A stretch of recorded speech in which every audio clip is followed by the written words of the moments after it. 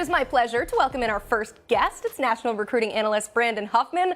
Huff, a few rivalries on the trail to hit on, so let's start with the biggie. Ohio State beating out Michigan for the four-star corner in Aaron Scott. He's the number 3 corner, staying home in Ohio. So how do you like the fit for this big commit?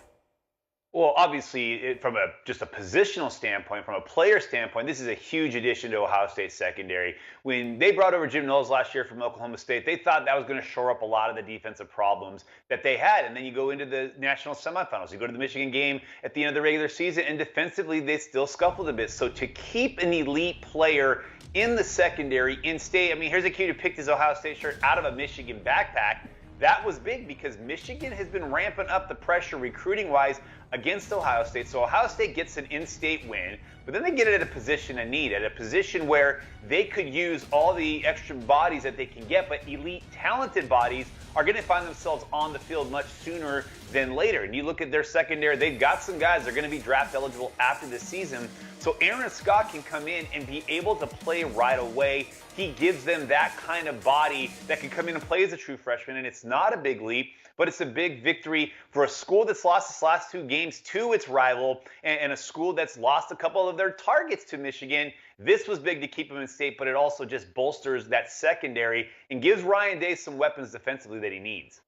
Yeah, pulling that Ohio State shirt out of the Michigan bag. Cold-blooded, but we love to see the rivalries trickle down to the trail. Our next commit, well, he may have made the biggest splash of the weekend. Check it out. 3 to 4 years, I'll be Auburn University. Yeah!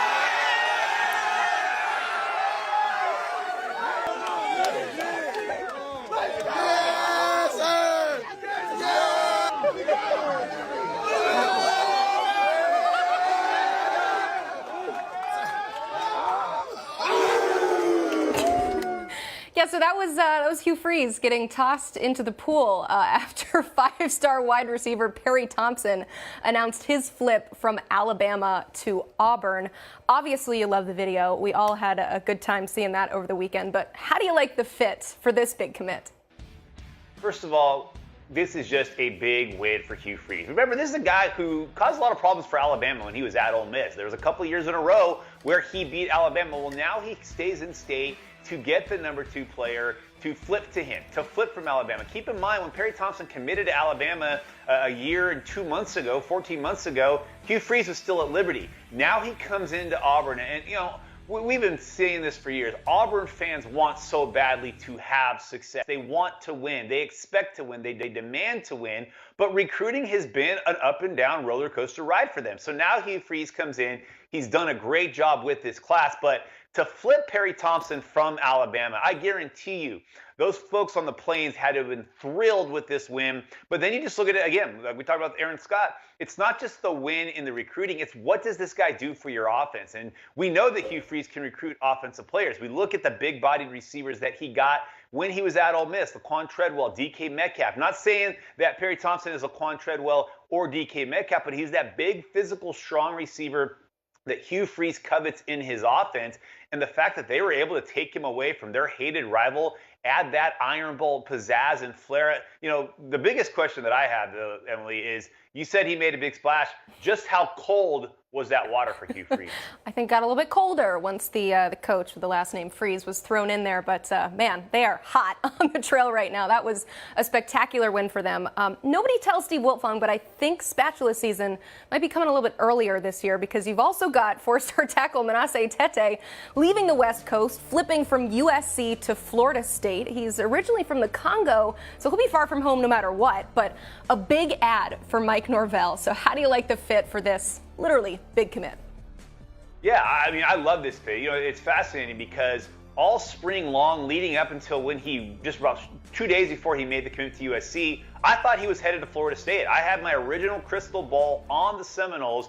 He had taken an unofficial visit there back in the spring. His good friend Blake Nicholson out of California from that same area had signed with the Noles in the 2023 class, played for the same trainer. So I thought Florida State was in a great position to get him. Then he takes his official visit to USC. everything swings to the Trojans. But over the last couple weeks, there was a couple tweets, kind of a little bit of cryptic tweets coming out from Manasse where you start to think this commitment is not solid to USC. He lives in California, but he is, like you said, Emily, he's not a California guy. He's originally from the Congo. So no matter where he was going to be away from home. So there's not that pull to be at USC by being in the Golden State, but there was more familiarity with Florida State. Derek Ray, who's the general manager at Florida State, originally from Central California himself. He was the big reason they got Blake Nicholson a year ago. He stayed on Manasse Itete, Alex Atkins, Mike Norvell. They stayed on it with him. And over the weekend, Florida State was able to flip the four-star, who I think he's played 14 total high school football games. This is a kid whose best football is still going to be played, and it's probably going to be played during that time in Tallahassee. It's all about finding that talent early, which we've seen Mike Norvell do quite a bit recruiting-wise.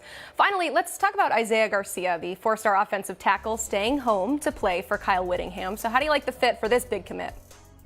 I mean, I love this fit. This is as good of a commit that Kyle Whittingham has gotten, at least in this class and in the last couple of classes. A year ago, they had a phenomenal recruiting class of linemen, not just from the state of Utah, but from other states in out west like California and Arizona. But they were able to keep Spencer Fano in state. Well, a year later, Isaiah Garcia, the #1 prospect in the state of Utah, commits to the Utes. And this was a victory for Utah. This wasn't just, hey, they got him because he's a local kid. They had to fight tooth and nail for him. He had a Final Four of Stanford, USC, Oregon, and the Utes. And in a day and age, of NIL, a lot of schools become more attracted than maybe the in-state school. Oregon and USC were making a big push for him. Stanford was trying like heck to get him, and they've had success in Utah. But these last 3 or 4 classes, we have seen such a paradigm shift in the state of Utah where in years past, Penei Sewell comes to mind, Noah Sewell comes to mind. The top player in the state of Utah left. They might have gotten 2 through 7,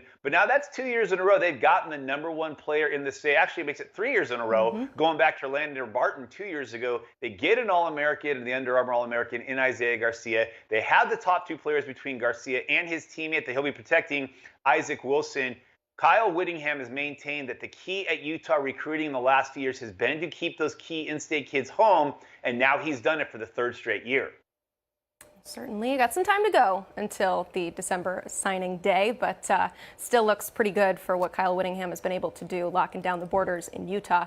We have a few viewer questions for you, so I'm going to just go ahead and fire them at you. Tyler asking, what's the latest with the 4-star Idaho wide receiver Gatlin Bear with his impending announcement? Well, we're 5 days away from Gatlin Bear making the much-anticipated decision. He's announcing his decision on Saturday at 5 p.m. Mountain Time, 7 p.m. Eastern Time. And while there's a 5-school race for him with TCU, Nebraska, and Oregon in the mix, this is really down to Michigan and its Boise State. Michigan has Colston Loveland, who signed in the 2022 class. Colston Loveland's high school coach was Cameron Anderson, who is now the high school head coach of Gatlin Bear. Colston Loveland was Gatlin's host on the Michigan visit. Michigan is Michigan. They've been to the last 2 college football playoffs, won the last 2 Big Ten titles. You would think that if they can go into Idaho and get Colston Loveland 2 years ago, they could do the same thing with Gatlin Bear this year. But don't sleep on Boise State. Boise State's that one school. If you were a fan of Sesame Street in the old days, there was the old clip. One of these is not like the other. If you look at the 5 schools that are in the Final Four, or in the Final 5, you have Michigan that was in the playoffs, TCU that made it to the national championship game, Nebraska, which, they've had their run of bad luck the last couple of years, but still they do have a long history. You have Oregon, who's won a couple of Pac-12 titles in the last few years, but then you have Mountain West Group of 5 school Boise State. But it's the home state school, and Gatlin Bear has said numerous times he is seriously considered the Broncos, and I think this is down to those 2 schools, Michigan and Boise State. He just took a 2-day visit to Boise State for an unofficial this past week. He took a picture wearing the #2 jersey, which is the famed receiver jersey at Boise State, holding a flag of the state of Idaho. In the picture, Boise State has done everything they possibly could do to keep him home. Can they pull off a stunner and keep him away from Michigan, keep him from following Colston Loveland, and land their most significant recruit maybe ever? I mean, you can go back to Kellen Moore, a former 4-star back in the day, as a pretty significant recruit, but Gatlin Bear is the highest rated prospect to ever come from the state of Idaho in the modern recruiting era. This would be the biggest win for Andy Avalos and his staff if they can pull off the upset against Jim Harbaugh. In 5 days from now, though, we'll know. Is he going with the blue blood or is he going to the blue turf? I will say I'm having a little bit of deja vu having this conversation with you. I remember talking to you the week of Elijah Rushing's commitment, the #1 edge in the country, and you said, don't sleep on Arizona. And where did he end up? Arizona. So never underestimate that home state school. We'll see what happens with Bear coming up this weekend. So I mentioned this in the headlines, but Jason wants to know, how impactful is Arizona's addition of 4-star in-state quarterback Demond Williams to their 2024 class? Well, you just mentioned Elijah Rushing, Emily. I mean, that was a big one because of the defensive talent that he brings. But getting Demond Williams for the offensive side of the ball is huge. It's once again showing that Jedd Fisch has continued to make the state of Arizona a priority. When Demond Williams committed to Ole Miss back in, I think it was December, it made sense. Lane Kiffin had some success in those first few years at Ole Miss with quarterbacks. Demond Williams really liked the idea of playing in the SEC. Then you have the reclassification of their 2025 commit to the 2023 class, and then things start to get muddied a little bit, and Demond Williams knows that Arizona isn't going anywhere. They're going to continue to recruit him, which they did. So coming off the momentum of Elijah Rushing, which that was a high impact commitment from a ranking standpoint, from getting the #1 player, but now you get an elite quarterback from the state to stay home, to spurn the SEC, to spurn some of the other schools. Oklahoma got involved after he decommitted from Ole Miss. And now Arizona, which, shows those signs of turning that corner in 2022 with a couple of big wins, beating UCLA on the road, beating Arizona State in their rivalry game. You see what Jedd Fisch is building from a momentum program. I mean, heck, this might not be the only bit of news we were talking about with Arizona this week, with all the reports that they may be heading to the Big 12. But what they really wanted to make sure was that they continue to build a fence around the state of Arizona, especially going up against Arizona State, which is there in that Phoenix metro area. It's one thing to get Elijah Rushing from Tucson. It's another thing to go into the Phoenix area to get a Demond Williams and to get him away from an SEC school. Huge impact for Jedd Fisch on this one, not just from a PR standpoint of getting a top Arizona kid, but also you got an Elite 11 finalist and a 4-star quarterback and a guy who was a state champion and last year beat Malachi Nelson and Dylan Raiola head-to-head. That's the kind of quarterback you want on your roster, a winner.